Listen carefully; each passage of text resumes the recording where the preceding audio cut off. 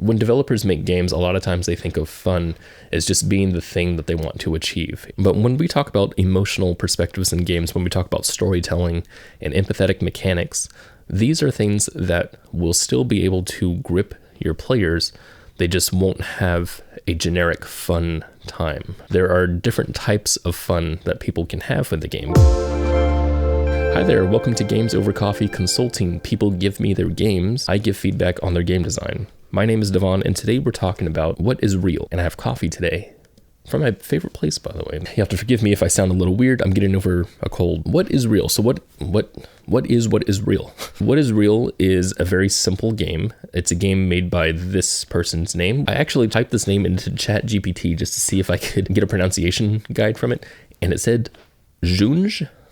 I don't know if that's correct. It's obviously made by more people. This is the person who submitted the game. This game was originally made for the GMTK Game Jam for 2023. That was the one that had to do with reversing mechanics. I talked about this before, called Scrambled Eggs, where you play as the cars instead of the chickens in Crossy Road. But this game had to do with reversing the way that you reward the player through the roguelike kind of system, through random rewards. So how they approach this was something that's kind of like Vampire Survivors. Instead of you getting upgrades, you're upgrading the enemies. The game has a very specific aesthetic about it. It's what's called Dreamcore, I guess. But what's really nice about this, what's really cool about playing this game, this idea of having a nightmare, you being a kid, and then experiencing all these monsters all at once, and then also upgrading the monsters, it gives you this crazy feeling of disempowerment. And this is a really, really interesting thing. This is something that I've talked about for a long time on my main channel about empathetic mechanics. So I reached out to the developer to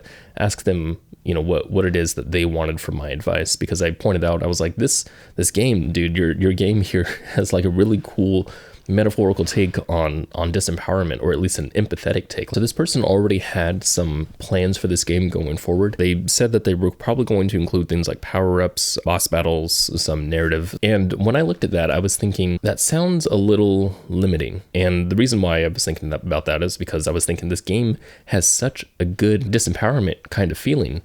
I feel like you could build much more on that. And it's funny because I actually put this game's description into ChatGPT and asked it what it would do to make the game bigger, to expand the game. And it gave me power-ups, boss battles, narrative. The game feels, like I said, it has a very strong disempowerment feel. And I really like that kind of metaphor in here. I'm directly feeling the powerlessness that this child has in this nightmare. I think that's a really interesting feeling. The types of enemies change also, and you have these eyeballs that fly in, and they're a lot faster than a bunch of other enemies. And because their animation looks strange and they fly faster than the other ones, and it heightens that anxiety. One thing that happened to me specifically was I always stayed by the bed as kind of a center point just to kind of reorient myself. And while I'm sitting there by the bed, suddenly this freaking creature comes from underneath the bed to try to grab me. And I was like freaked out. Like that kind of stuff builds anxiety and gives me that feeling of disempowerment. To feel something like that, that's both strong emotionally and plays into the theme of the game of nightmare, it makes me feel like there's something much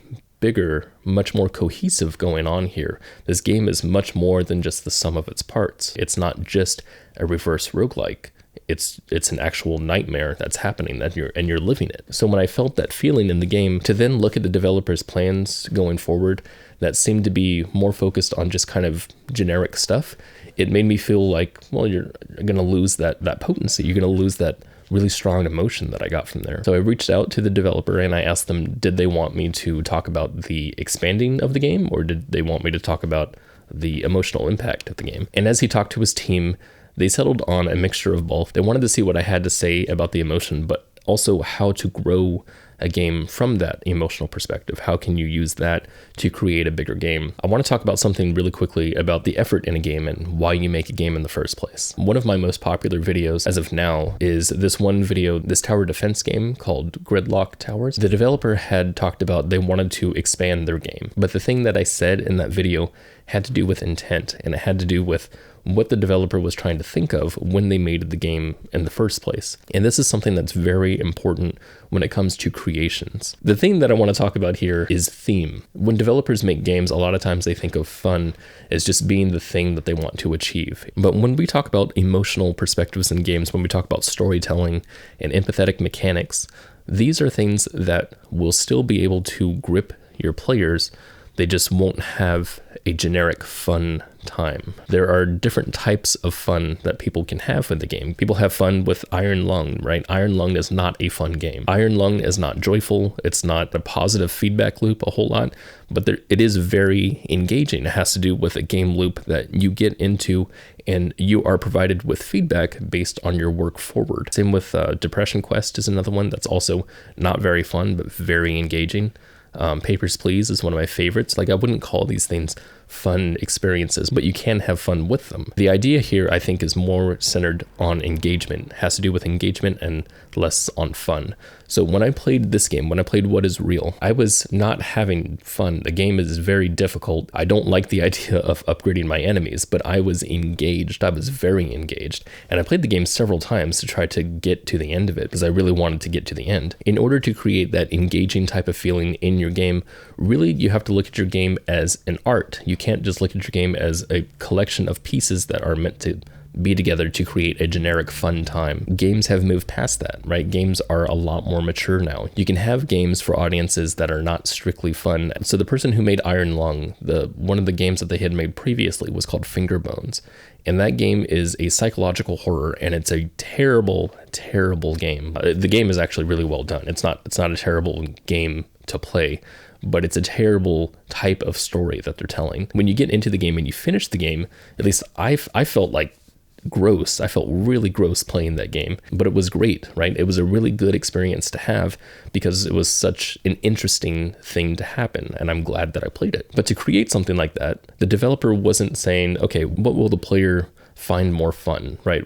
How can I not lose players in certain situations? He's not thinking that, right? When he's making a horror game about this, I can't even say what it's about. It's really gross. I highly recommend the game if you're into like twisted psychological horror. It's really twisted. It's a fantastic way of storytelling. But of course, when people are making games like that, they're not thinking, how can I make sure that the player, is having a good time over and over? They're not thinking that. They're thinking, how can I present the experience that I want to present? How can I tell the story that I want to tell? And of course, this all depends on the type of experience that you want for the player. If all you want is to give the player a very generic sense of fun, then that's fine. You can do that. Look at just any Nintendo game, basically, right? They deliver really, really generic, very fun games.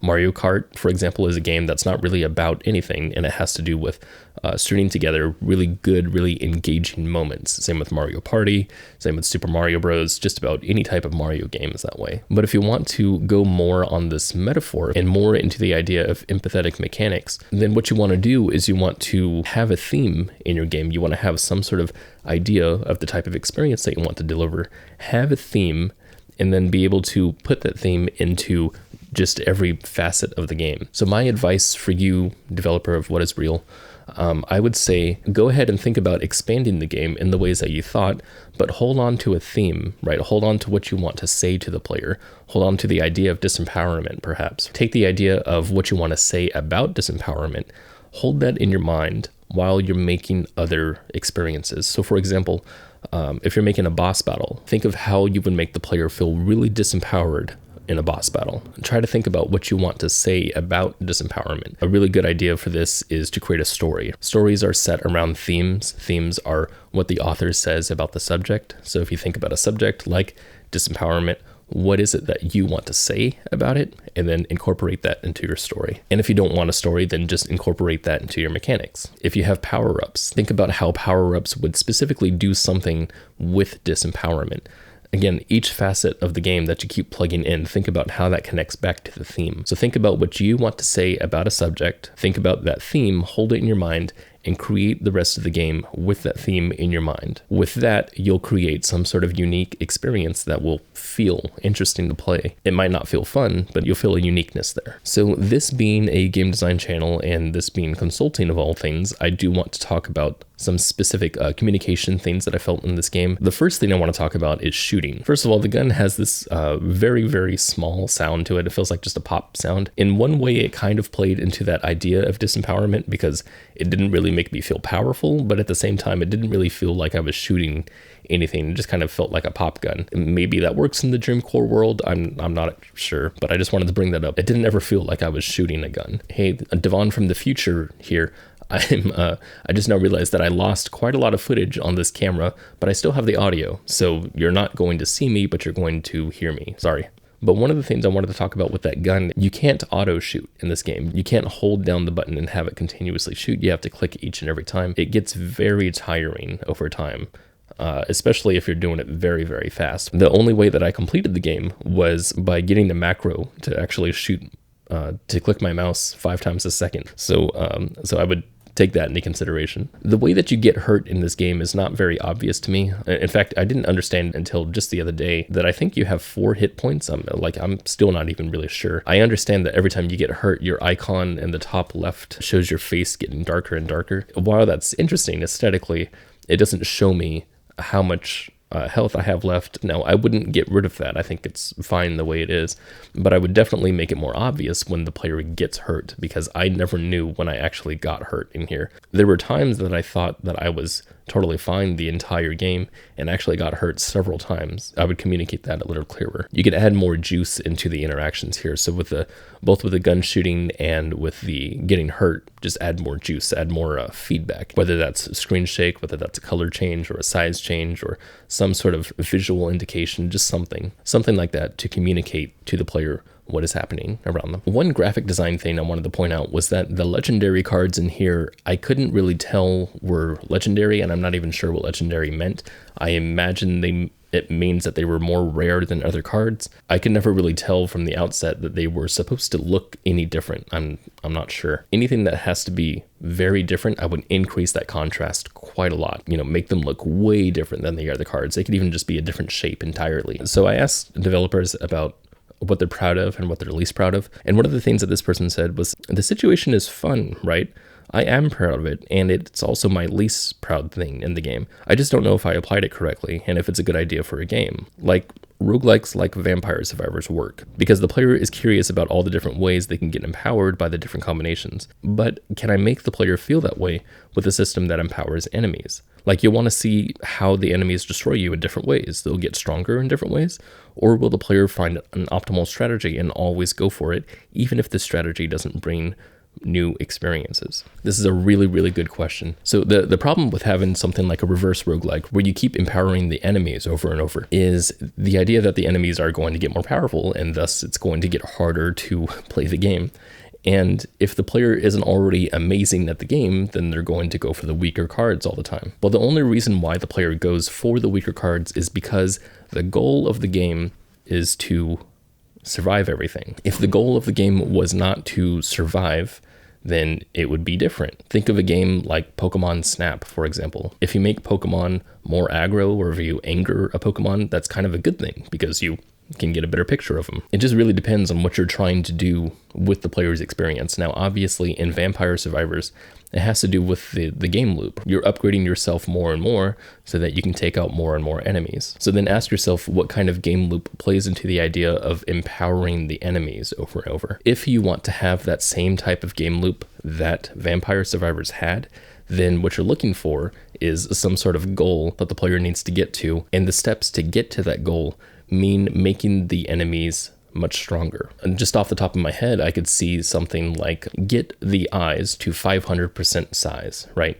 Or one of the goals is to get all the enemies to deal 500% damage. And the idea is to survive until you get to that goal. That's just the first thing that comes to my mind. So this is a really interesting game because it has such a cool disempowerment type of feeling, and I really like that idea of the metaphor playing into this kind of nightmare at the same time. You have this you have both aesthetics that really fit in really well together, and I hope that what I've said here will be able to help you on your journey forward with this game. And if you are not this developer and you have a game that you want me to look over, please submit it. There's a link in the description, or you can go to gamesover.coffee and submit the game there. I also have another channel, I have a Discord, I have a Patreon, I have all kinds of things. Check out stuff if you want to check them out, and I will see you guys later.